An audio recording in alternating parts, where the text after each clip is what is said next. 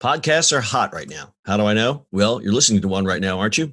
But you might be wondering, how on earth do I get my voice out there and start my own podcast? It all seems so intimidating. Between hosting and platforms and monetization, it can get real complicated real quick. Well, I'm going to let you in on a little secret. We started this podcast over 2 years ago, not knowing clue one on how to do it.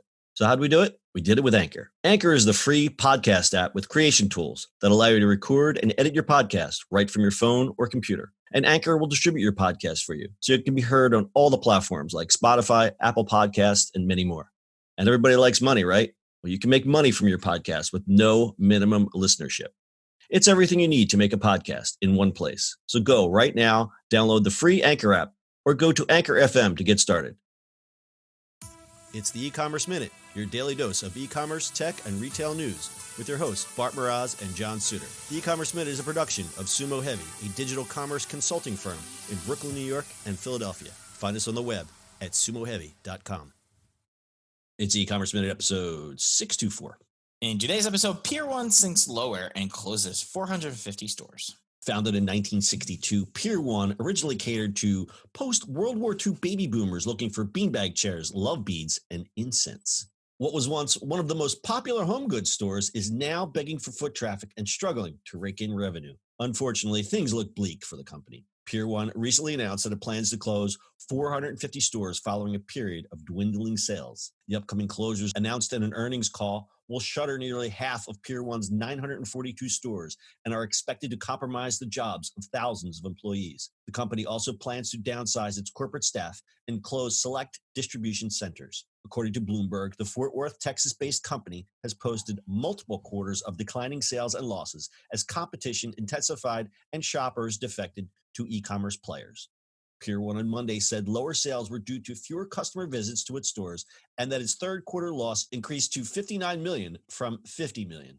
The news also comes as rumors swirl around the industry that the retailer will file for bankruptcy. The move wouldn't be too surprising given the task of getting out of the store leases without the benefit of bankruptcy proceedings. Bloomberg reported that the staff cuts amount to about 40% of its corporate staff, or about 300 people. As large bricks and mortar stores that carry too much inventory continue to close, companies are scrambling to downsize. Stay tuned. It can only get worse from here. Pour a 40 out for Pier 1. Yeah, I think they're going to close the rest of the stores this year. It's a shame. But I think they didn't keep up with the times, perhaps. No, not at all. I don't remember. I mean, I know there was a Pier 1. There was a couple Pier 1s around here, and they always seemed kind of hippy-dippy, which was fine. But they never seemed to like change very much. And you never really, it was always like one of those like, oh, there's the Pier 1, but it wasn't like, I got to get to Pier 1. I got to get there now.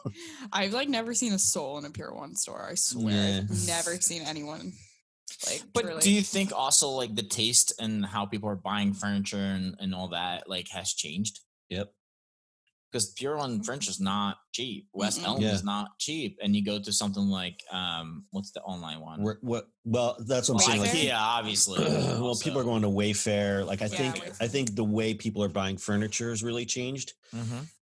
And I know I was one of those who was like, buy furniture online. That is the craziest thing I've ever heard of. And now I'd be more likely to than not do it, depending obviously on the piece. But yes, people's tastes have changed. I think, especially when we look at the younger demographic, they're not looking for big, bulky, expensive things. They're looking for things that have utility, and they always think, I got to move this someday. So let's make this as minimalist as possible and something that I can move around, not a big, chunky piece of furniture.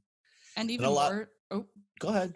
Even more like the S word that we always talk about, sustainability. Like people are secondhand shopping for their furniture at flea markets now and like stuff like that. It's just, that's what's getting popular, and stores like Pier 1 are getting dust.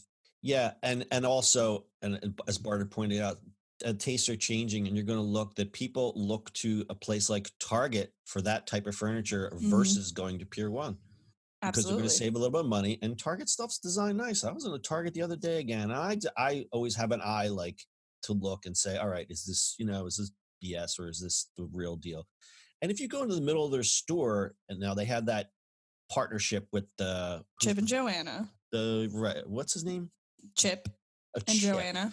Chip and Joanna. Yeah, Chip always looks like he was like the the quarterback that always, was like he was always the guy that got served beer because he was popular, right? Absolutely, he gives me Dennis Quaid vibes. Yeah, he's got a Quaid thing going. Very relatable kind of guy, and that's why they're making gajillion dollars. They have this tie-up with Target, in the middle of the store is all their stuff, and I have to say, as a designer, I think the stuff's pretty nice. It's not crazy expensive, so when you're doing your Target run, there's no reason why you can't throw a $10 candle in the basket, and the stuff's all good. So one less reason to go to a destination store like a Pier 1, especially when you also have Home Goods and all those other like mid-tier, exactly. Those kind of furniture stores. I think Pier 1 was more like, I would go into Pier 1 almost like, like you'd visit a museum. Like, you're not going to buy anything there, but you just want to look around and check out stuff and kill an hour or something. Sit on. Yeah, I never bought anything there, but there was a Pier 1 by my house all the time. I would go have lunch. I'm like, let me just pop into Pier 1 and look at some weird stuff. See what's up. Never bought anything there at all. For reference, I think Chip and Joanna's line is called Magnolia. Magnolia, that's what it is, because their farm is the Magnolia. Yes. It is like really nice stuff. It's not tacky at all. Like, I really like their stuff. I always get their stuff. It's funny. I want to dislike them so much, but I can't. Me too. They haven't given us a reason. I mean, I guess the stuff at their like Magnolia Farm store is like super expensive. I hear like ridiculous. So for that, but good for them, man. But yeah. I heard they're going to start their own TV network. So are you serious? Yeah. Take notes, Pier 1. Their brand is strong, my dear. Yeah, it is. That's what you need. That's what Pier 1 needed. And guess what Pier 1 doesn't have? Well, they never did that. They never, it was always like, oh, there's the Pier 1, like I said. And I just don't think they kept up. And it's a shame. It's a shame. Another legacy brand, I think it's just going to disappear. Just like Pottery Barn. It's like Pottery Barn. There's still Restoration Hardwares, right? You can but there's not a lot of them. Not a lot of them, right? So you could still go and buy like $300 like bed sheets there at a hardware store. I mean, the world has changed, right? Stores are going to be smaller and furniture is going to change. And like, if you think about it, Wayfair has pretty good cheap furniture, right? That is modeled after a lot of this. You can find Pier 1 or Restoration Hardware looking pieces for a quarter of the price delivered to you. Yeah, it's all that style from Wayfair, right? Yeah. I've ordered a whole bunch of stuff. Like IKEA had the play on it for a very long time, right? But getting any delivered from IKEA is absolutely a nightmare. I don't understand this. And please see Bart's article in LinkedIn about IKEA. What was the title of that, Bart? It was their customer service. All right, so the article we're referring to, Bart wrote a scathing review of IKEA's customer service called what was it called, Brittany? I'm pretty sure it's What's Going On with IKEA's Customer Service. Pretty straightforward. He tells a tale. Bart, you can cliff note it here, but we'll include that the link to that in our show notes. Go ahead, give us the cliff notes. I ordered something from a chair from IKEA because we have a new employee and we want matching chairs, but they send the chair without the legs. So it took us another month just to get the legs. Multiple customer service issues. Anyway, their site is terrible. Wayfair definitely has a better way of doing it. Wayfair, they have just what you need, I think. Yes. Stop. That'll be in my head all day. See, Pier 1 didn't have a catchy. That's Pier 1 didn't have a catchy. That's right. They didn't have a catchy? They didn't have a catchy. All right. Let's see if we got any stats here. A little stat time. Pier 1 imports closed down 16.9% the day after the company reported widening losses and up to 450 store closures. No surprise there. That's according. Wow. Whoa. Somebody's trying to get a hold of me. That's according to Market Watch. Pier 1 stock has fallen 40% the past year as the S&P 500 index has gained 28%. Thanks. And as we said, Bloomberg reported the staff cuts of about 40% of its corporate staff, about 300 people. Finally, one last depressing stat. In 2019, there were 9,302 major U.S. stores closed. And that's according to Retail Bro. Yikes. Things I don't think are going to get better anytime soon. What do you guys think? I mean, we see the evolving retail environment. Put on your crystal eyeglasses there, and what's 5 years out look like? Is it all just Walmart and Target? No, I don't think so. From a store side, maybe. I mean, grocery stores, Walmart and Target, maybe. Niche stores. Yeah. Niche. That's what I think. I think it's gonna be Walmart, Target, and then suddenly we're gonna see Amazon stores, and then you're gonna have niche. It's all gonna be niche. Yeah.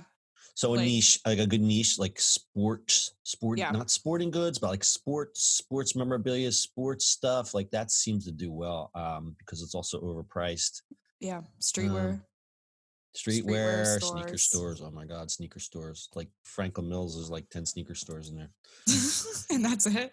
And that's it. And nail salon and a massage A rogue place. Charming Charlie before it closed. I go to Franklin Mills to get my sneakers and my massage. That's a day, right? That's a day. That's a day. Yeah, and then I go to Taco Bell, right? And Pier 1. All right, you guys got anything else? Nope. All right, that's your e-commerce minute for today. We'll see you on the internet tomorrow. Boom. Boom. That's it for today's show. If you like the show, do us a favor and subscribe or leave us a review on iTunes. And don't forget, you can now listen to the e-commerce minute on your Amazon device. Just add e-commerce minute to your flash briefing. And finally, if you have a comment or suggestion or just want to say hi, find us on social media @Sumo Heavy.